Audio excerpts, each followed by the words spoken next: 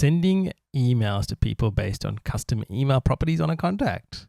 Now, believe it or not, I didn't know you could do this, Craig, until you showed it to me. So tell everyone about it. Well, I didn't know you could do this either until Tom Haynes. Shout out to Tom for showing me this. Basically, you can have there's the default email property on a contact.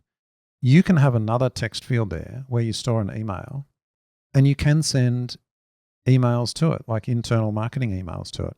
So I've got an example in the show notes, and then you can see. So we've just got a field on a contact that's called referrer email. So let's say your contact record in our portal, it's got your email address.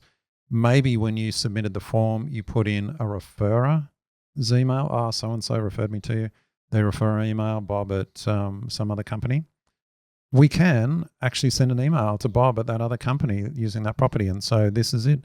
Now, if you're listening to this and going, yeah, I know that. It's been there for years. Yes, you're right. Here we go. I didn't know. And it's opened up quite a lot of options. So the use case there is referrers. Yes. It also applies in some cases like NDIS providers. Yeah. Someone's filling in a form, a parent for their child, and maybe they were referred by a doctor. So there's like 3 different people on that form submission. Their emails can go into different fields and they can be emailed separately. So there you go. Really handy feature. Let's see how you go with it.